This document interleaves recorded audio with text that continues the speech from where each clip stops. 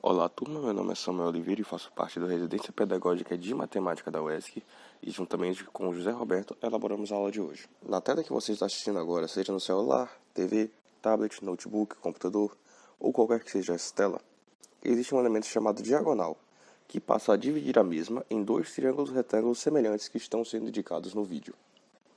Da mesma forma, podemos observar a posição de uma escada apoiada em um poste ou parede e relacionar matematicamente com o Teorema de Pitágoras, que está presente não só nessas situações, mas em diversas do seu dia a dia. O Teorema de Pitágoras pode ser aplicado em qualquer triângulo retângulo, mas, primeiramente, do que se trata o Teorema de Pitágoras? Vamos à definição. Em um triângulo retângulo, o quadrado da hipotenusa é igual à soma dos quadrados dos catetos. Bem, você pode não ter entendido a definição do Teorema de Pitágoras, mas ele basicamente relaciona as medidas dos lados de um triângulo retângulo. De maneira geral, ele é formulado da seguinte forma: a ao quadrado igual a b ao quadrado mais c ao quadrado, onde essa é a fórmula para o cálculo da hipotenusa de um triângulo retângulo, onde o a é a hipotenusa e tanto b quanto c são catetos.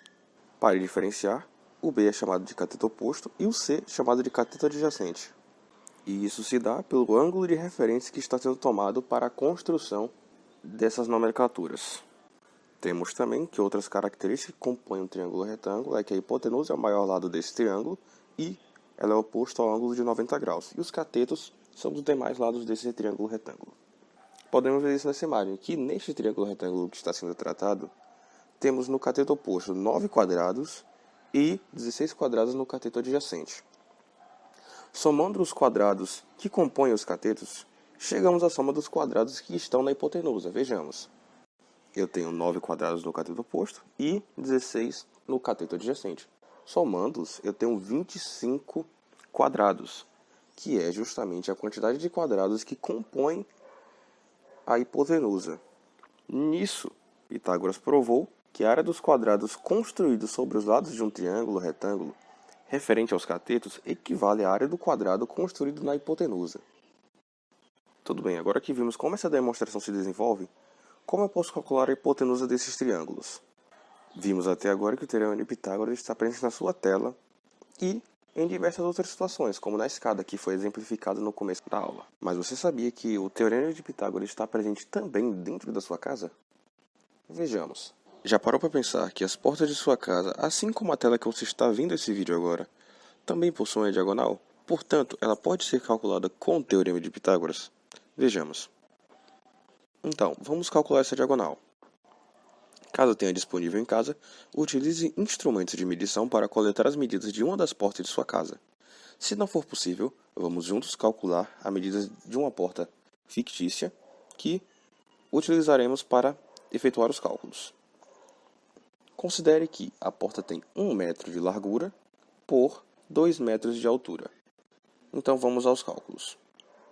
A fórmula que tínhamos é que a ao quadrado, que é a hipotenusa, é igual a b ao quadrado, que é um dos catetos, no caso o cateto oposto, mais c ao quadrado, que é o cateto adjacente. Então temos que a ao quadrado, que é a diagonal que eu desejo descobrir, é igual a 1 ao quadrado, que é o cateto oposto, mais 2 ao quadrado, que é o cateto adjacente. Então temos que a ao quadrado é igual a 1, que é 1 ao quadrado, mais 4, que é 2 ao quadrado. Seguindo nos cálculos, temos que a, que é a hipotenusa que eu desejo descobrir, no caso a diagonal da porta, mede raiz de 5 metros, que aproximadamente equivale a 2,25 metros. Ok, o Teorema de Pitágoras também está presente na porta, mas onde mais está presente? Bem, em diversas situações, no ambiente que você está assistindo o vídeo, por exemplo. Muito provavelmente o local que você está assistindo esse vídeo agora tem também uma diagonal, então vamos calcular ela. Agora, como último exemplo, vamos calcular a diagonal do local em que você está vendo o vídeo. Para medir esse local, utilize instrumentos de medição para aferir as medidas das paredes. Caso não consiga fazer essas medidas, utilize as seguintes para calcular a diagonal do seguinte cômodo que usaremos para efetuar os cálculos. Uma parede tem 3 metros, essa que está sendo indicada, enquanto a outra tem 4 metros. Assim calculamos.